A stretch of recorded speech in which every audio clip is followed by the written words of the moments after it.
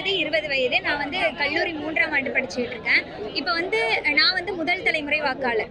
இப்போ வந்து நம்ம பார்க்குறோம், எல்லா கட்சிகளையுமே நம்ம பார்க்குறோம், வரிசையாக பார்க்குறோம். அப்போ வந்து ஒவ்வொரு கட்சியுமே வந்து அவங்களோட கொள்கைகளை பார்த்து தான் நம்ம வந்து போகிறோம். இப்போ இந்த தமிழ் தேசிய கொள்கை என்பது எனக்கு வந்து பிடித்த ஒரு கொள்கையாக இருக்குது. ஏன்னா பிற கொள்கைகள் திராவிட கட்சிகளோட அந்த கொள்கைகள் பார்க்கும்போது அவங்க முழுக்க முழுக்க கொள்ளையடிக்கிறது தான் கொள்கையாக வச்சிருக்காங்களே தவிர எந்த ஒரு மாற்றமுமே இல்லை. இது வரைக்கும் 50 ஆண்டுகளாக இந்த நிலத்தை ஆள்றாங்க. இது வரைக்கும் ஒரு மாற்றம் நிகழ்ந்திருக்கா அப்படின்னு பார்த்தோம்னா எந்த ஒரு மாற்றமுமே இல்லை. ஏழையாகவே தான் இருக்காங்க. இப்போ ஏழை விவசாயிகளுக்கு கடன் தள்ளுபடி அப்படிங்கிறாங்க. விவசாயி ஏன் ஏழையா இருக்கான்னு கேட்டால் அதுக்கு பதில் இல்லை.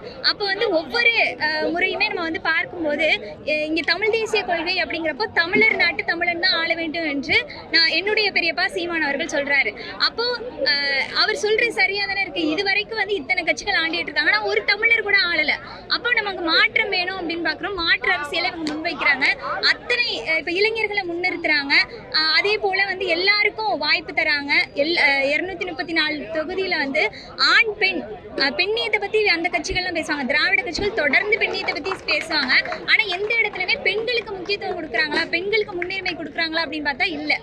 ஆனா நாம் தமிழர் கட்சி இதுவரைக்கும் நடந்த அத்தனை தேர்தலுமே சரி தொடர்ச்சியாக பெண்களுக்கு சரிநிகர் சம வாய்ப்பு தராங்க. எப்படி நம்மளுடைய பாட்டன் பாரதி அவர்கள் ஆண் பெண் நிகர் சமம் என்று சொன்னாரோ, ஆணுக்கு பெண் சமம் அல்ல ஆணும் பெண்ணும் சமம் என்று சொன்னாரோ, அதை இன்றைக்கு நிகழ்காலத்துல அரசியல் களத்துல நிகழ்த்துற ஒரு தலைவன் அப்படின்னு பார்த்தோம்னா அது என்னுடைய பெரியப்பா செந்தமிழ் சீமான் அவர்கள் தான். கல்லூரியில நீங்க படிக்கும்போது கல்லூரிகள்ல அவங்க எல்லாம் விஜய் ரசிகர்களா இருப்பாங்க. ஆமா, அவங்க கிட்ட எல்லாம் என்ன பேசுவீங்க, என்ன சொல்ல முடியும்?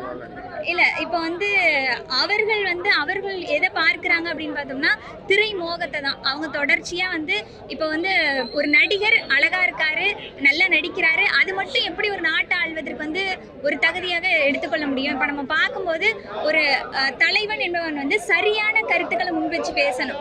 எப்படி வந்து இளைஞர் மத்தியில இளைஞர்களை அரசியலுக்கு கொண்டு வரதான் பேசணுமே தவிர இந்த மாஸ் கட்சி மாஸ் பேச்சு அதெல்லாம் வந்து சரியான பேச்சா தெரியல.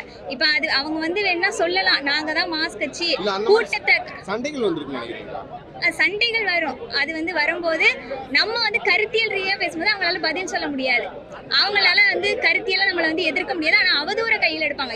திராவிட கட்சிகளுமே அப்படிதான் எதிர்க்கிறாங்க. அதனாலதான் நாங்க இப்போ என்ன சொல்றோம்னா இவர் மாற்று அரசியலா வரல, அதே திராவிட அரசியல் இதுவரைக்கும் இந்த காலத்துல எப்படி இருந்தாங்களோ இத்தனை ஆண்டுகளா அவங்களோட இன்னொரு திராவிட கட்சியா தான் இவர் இருக்கிறாரு தவிர எந்த ஒரு மாற்றத்தையுமே இவர் இதுவரைக்கும் கொண்டு வரல. இப்போ வந்து நீங்க நாம் தமிழர் கட்சியில இணையணும்னா இதுக்கு உங்களை யார் நாம் தமிழர் கட்சியில இணைச்சது? எப்படி நாம் தமிழர் கட்சியில? நான் நாம் தமிழர் கட்சி இணைந்ததுக்கு காரணம் வந்து பெரியப்பாவை நான் பார்த்தேன். முதலாக அவருடைய காணொலிகளை தான் பார்த்தேன்.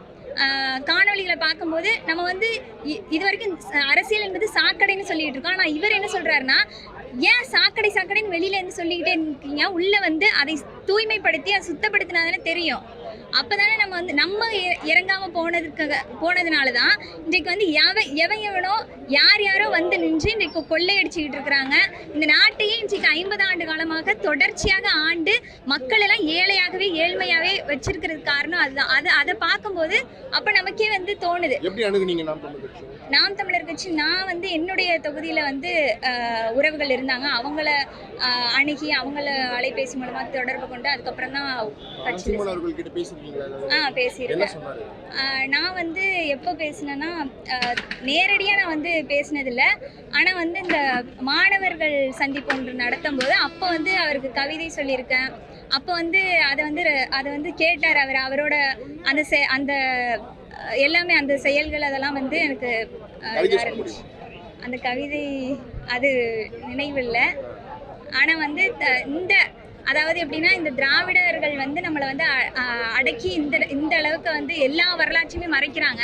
ஆனா வந்து அவர்கள் வந்து ஈழத்துல இன அழிப்பு நடந்த போது அவங்க எப்படின்னா இங்க வந்து எல்லாமே முடிஞ்சிட்டு அப்படின்னு நினைச்சாங்க. ஆனா அப்படி முடியல. அதற்கு ஒரு மாற்றாக தான் என்னுடைய பெரியப்பா சீமான் அவர்கள் வந்தார். இணைச்சிருக்கேன். ஒரு சில மாணவர்கள் வந்து என்னுடைய கல்லூரி மாணவர்கள் பள்ளி மாணவர்களுமே சேர்ந்திருக்காங்க. ஏன்னா நான் வந்து பள்ளி படிக்கும் போதே நான் வந்து கட்சியில நான் வந்து இணைஞ்சிட்டேன். இல்ல அவங்களே வந்து கட்சியில இணைஞ்சிட்டாங்க. ஏன்னா இப்ப நான் வந்து காணொலி பார்த்தேன் அப்படின்னா அவங்களுக்கு நான் வந்து அவங்கள்ட்ட வீட்டுல அதிகமா பேசுறதுன்னா அரசியல் தான் பேசுவேன். அது வந்து பெரியப்பா சீமானவர்களை பார்த்த பிறகுதான் என் வீட்டுல அரசியலே நான் வந்து பேச தொடங்கினேன். நன்றி.